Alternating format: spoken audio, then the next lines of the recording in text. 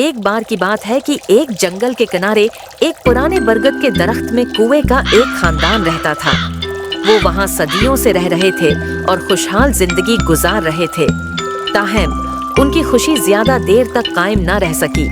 एक लंबा काला सांप आया और दरख्त के नीचे एक सुराख में अपना घर बना लिया। जब कुएं खुराक की तलाश में अपना घोंसला छोड़कर चले गए तो वो जालिम सांप दरख्त पर चढ़ गया और उनके अंडे खा गया। जब कुएं वापस आए तो अपने अंडे गायब देखकर हैरान रह गए। ये कई बार हुआ। कल मैं यहाँ रखूंगी और अपने इंडों की हिफाजत करूंगी। अगले दिन भी सांप ऊपर चढ़ आया। मादा कौवा चलाई, शुश शुश, चले जाओ, मेरे अंडे को अकेला छोड़ दो। लेकिन वो जालिम सांप बेपरवाह रहा और उसने कीमती अंडे निगल लिए।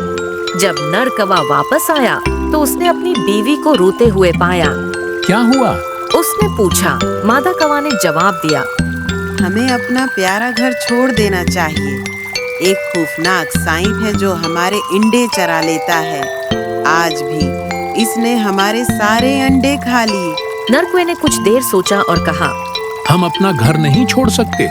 हमें उस सांप का मुकाबला करना चाहिए। चलो दादी के पास चलते हैं। वो बहुत अक्लमंद हैं और हमें कोई मशूरा देंगी। दोनों कौवे उड़कर करीब के दरख्त पर गए जहाँ दादी रहती थीं। उन्होंने अपनी अफसोसनाक कहानी सुनाई और कहा, दादी, हमारी मदद करें। हमें आपकी रहनुमाई की जरूरत है। दादी कौवे ने कुछ देर सोचा और कहा, मेरे पास एक मंसूबा है, लेकिन तुम्हें बिल्कुल वैसा ही करना होगा जैसा मैं कहती हूँ। दोनों कौवे राजी हो गए। दादी कौवे ने कहा, हर सुबह रानी और उनकी नौकरानियां नहाने के लिए पास की नदी में आती हैं। वो कुछ नौकरों की निगरानी में अपने जीवरात नदी के किनारे छोड़ देती हैं। तुम्हें एक हार चराना है और नौकरों की तौजा अपनी तरफ मबजूल करानी है ताकि वो तुम्हारा पीछा करें। अगली सुबह नर कौवे ने दादी के मंसूबे को अमली जामा पहनाया। उसने एक हार चरा लिया और उसे सांप के सुराख में गिरा दिया। जब नौकर हार लेने आए तो सांप गुस्से में बाहर आ गया। वो डर गए और सांप को मार डाला। इस तरह नर और मादा कौवे ने अपने दुश्मन से निजात पाई और हमेशा खुशी से रहने लगे। एक दफा का जिक्र है कि एक गीदड़ खाने की तलाश में इधर उधर घूम रहा था। ये दिन उसके लिए बहुत बदकिस्मती का दिन था। उसे कुछ भी खाने को न मिला।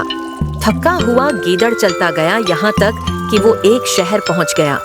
वो जानता था कि शहर में घूमना उसके लिए महफूज नहीं है, लेकिन बेचारा गीदड़ बहुत ही मायूस हो चुका था।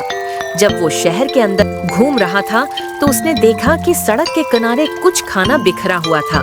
गीदड़ जल्दी से भागा और खाना खाने लगा। अचानक कुछ कित्तों ने उसे देख लिया और भुनकने लगे। गीदड़ वहाँ से भाग गया, लेकिन कित्ते उसका पीछा करते करते धोबी के घर तक पहुँच गए।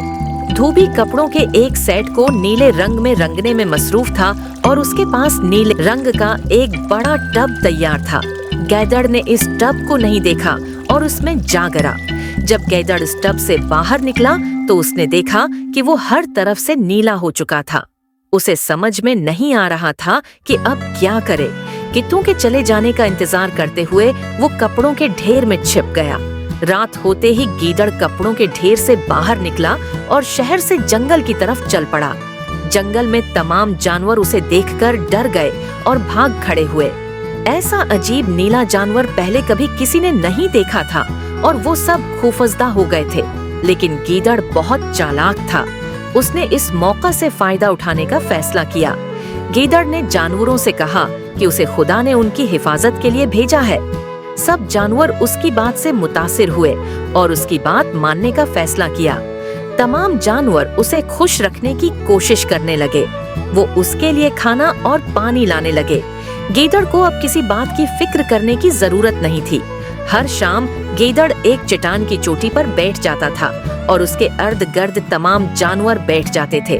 वो उन्हें कहानियां सुनाता था। सब जानवर हर शाम गीदड़ के गर्द बैठ जाते थे, अपने रहनुमा से मोहब्बत करते थे। एक शाम जब गीदड़ उन्हें कहानियां सुना रहा था, उसने गीदड़ों के एक गरवा को चीखते हुए सुना। गीदड़ ने बहुत दिनों से दूसरे गीदड़ों को न देखा था और न ही सुना था। जब उसने उन्हें चीखते हुए सुना तो वो बहुत खुश हुआ और चीखना शुरू कर दिया। तभी तमाम जानवरों को एहसास हुआ कि उनका रहनुमा एक आम सा गीदड़ है। सबने उसका पीछा करना शुरू किया, लेकिन गीदड़ पहले ही उनसे बहुत दूर जा चुका था, जितना तेजी से वो भाग सकता था। इखलाकी सबक, जो अपने साथियों को छोड़ देगा वो तबाह हो जाएगा।